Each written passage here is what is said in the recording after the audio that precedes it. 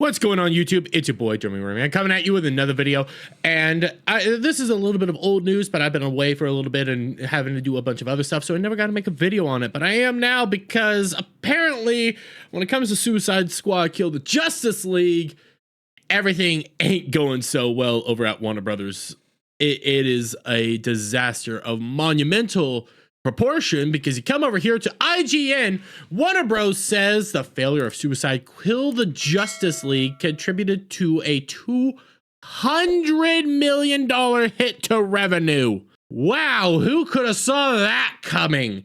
And in the grand scheme of things, during the era of shutdowns, during the era of layoffs hitting the gaming industry across the board, you don't want to have this coming out and finding out that nobody wanted to play your game, nobody wanted to engage with your game, and people thought it was a disaster when they were seeing the trailers come out, and that was prior to the acknowledgement of Sweet Baby Inc. Oh, we'll get into that though, but when you actually read this, it gets a whole lot worse. Suicide Squad Kill the Justice League has disappointed Warner Bros. Discovery owner and developer Rocksteady to the tune of $200 million hit to revenue.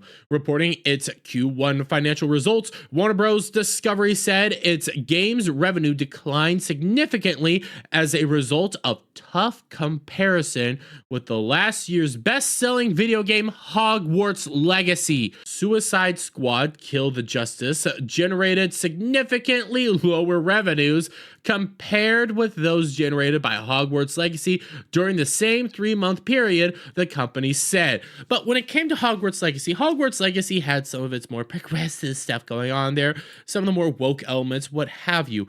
But for the most part, a lot of people came out and bought Hogwarts Legacy because of the pushback the game was getting from the anti-J.K. Rowling side. A bunch of people said, you know what, we're going to support this game. We're going to come out in favor of this game. And what did they get? Well, the game got massive numbers, massive player base, brought in tons of money, and overall, people thought the game was good. I say the game's about 7 to 8 out of 10, somewhere in that general area. It's okay, not the greatest thing ever, but hey, I didn't expect a whole lot from them, and I was more happy with what I ended up getting there.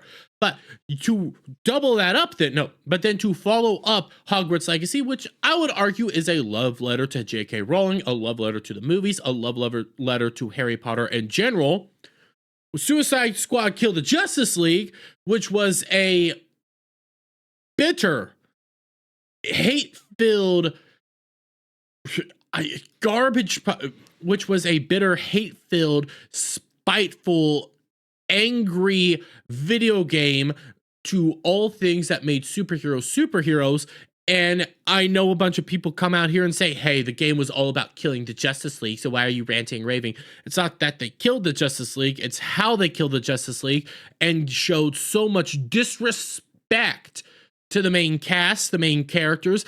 It showed massive disrespect for the long-running Kevin Conroy, honestly, who was the Batman to so many people growing up, and to watch him be treated that way as his last voice outing, well, one of his last voice outings. They ended up coming out after this game flopped that there's another voice acting performance from Kevin Conroy by as Batman, but to treat him in such a way that they did was disgraceful and disgusting, and audiences hate it. When you actually come over here to the Suicide Squad ratings, it's abysmal. As you can see right here with Max, it started off, and then popped up during release and hitting a all-time high at 13,000 players, and then immediately dropped down to nobody playing it. Saw a spike when the DLC launched, and then nobody's playing it again because the game's dead in the water. Nobody likes this game. Nobody wants to interact with this game, and nobody cares to interact with this game. You can come over here to the actual charts and compare it to what people are actually playing, what people are actually going out and playing. Suicide Squad's sitting at a 150. A good comparison for this game, I will always say, is honestly probably Helldivers. Helldivers 2, I know it's not a looter shooter, but it's an extraction shooter that is a live service video game, multiplayer video game. You can have a choice to play it solo or not, but yeah, you take a look at that player base, that's sitting at 119,000 players right now, even with all the drama that's going on. But on the flip side, Suicide Squad Kill the Justice League is sitting at 150 because nobody likes this game. Nobody wants to engage with this game. And it's not just how they did the characters wrong. It's not just how the gameplay is stale, stagnant, and awful. It's also because during the time people decided to, boycott Sweet Baby Inc. And that boycott of Sweet Baby Inc. is honestly hurting a lot of players right now. Because you come over here, Sweet Baby Inc. boycott crushes Tales of Kanzaru Zua, or Zao, I still don't know, as game's total concurrent players peaked at just 287. This was a brand new game from Sweet Baby Inc. This was a brand new game that was put out by Sweet Baby Inc. The director was actually associated with Sweet Baby Inc. and works alongside Sweet Baby Inc. He's actually like an employee of them or a former employee. They put out this brand new game all based on African culture. A lot of people came out and called us all racist for not wanting to play it, but ignore the fact that people were boycotting Sweet Baby Inc. And that boycott is strong. The touch of Sweet Baby Inc. is disastrous. And to make matters worse, and this came out before the Sweet Baby Inc. boycott started, but it's a condemnation on Sweet Baby Inc. This is old news as well, but Sweet Baby Inc. influenced Alan Wake 2 still has not reported its budget. It comes out that Alan Wake 2 hasn't made money. Alan Wake 2 was a failure for that franchise. A niche audience, a very cult following for Alan Wake 1. People were excited for Alan Wake 2, and what they got wasn't Alan Wake 2. They got some black woman running around doing Alan Wake stuff. That's what people got annoyed with. It wasn't following Alan Wake. It wasn't following the main character. And people were annoyed with what they were given. People were annoyed with everything that was going on there. So they stepped away. And when it comes to Sweet Baby Inc., I've gone over this a couple times. When you actually pull up their website and go over to their projects and you scroll through their projects, the likelihood is that only 2 of these games have actually turned a profit, if not broke even.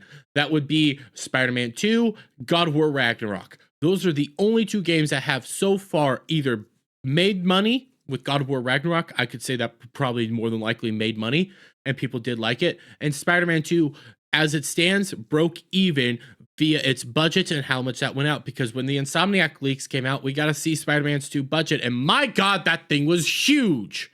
But Spider-Man 2 did sell very well, so I can't knock that. But you just take a look at this. You realize, like, Sweet Baby Inc. doesn't really have a good track record with gaming, period. Your games don't get more profitable. People check out, and people don't want to engage with it. So why do people keep going to them? Why does this keep going on?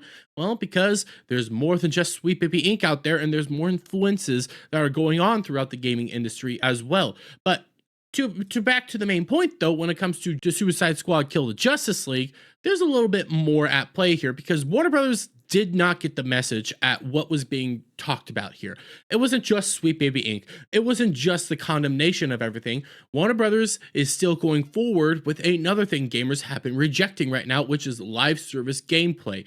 People don't like live service games. People don't want to be constantly logged into every little game that they play and forced to be on the internet, even if it's doing single player stuff.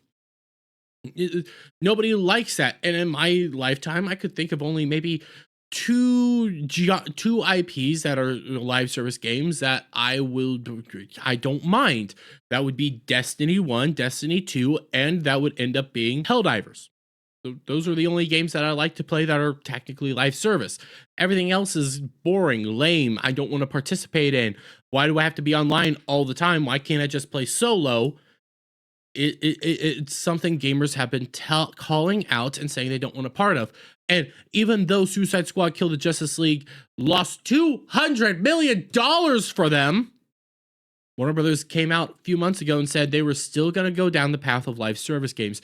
Talking about doing a live service Hogwarts game, but they're still going down the live service route. A game route that gamers have been rejecting because they're tired of it. They don't want to be a part of this anymore. They like playing games with their friends, but being forced to be online all the time is getting tiresome, getting annoying, and it actually does limit some players. It cuts the players that just want to play solo out of the market altogether. But are we really shocked that a mega corporation such as Warner Brothers isn't learning their lesson and will probably continue to go down this horrid route? But I'm gonna leave it there, guys. Let me get your guys' thoughts on all this down in the comments below. If you like this video, please give it a thumbs up, share it with friends, hit the subscribe button, hit that notification bell for every time I put out a new video go live, guys, and I'll see you all on the next one.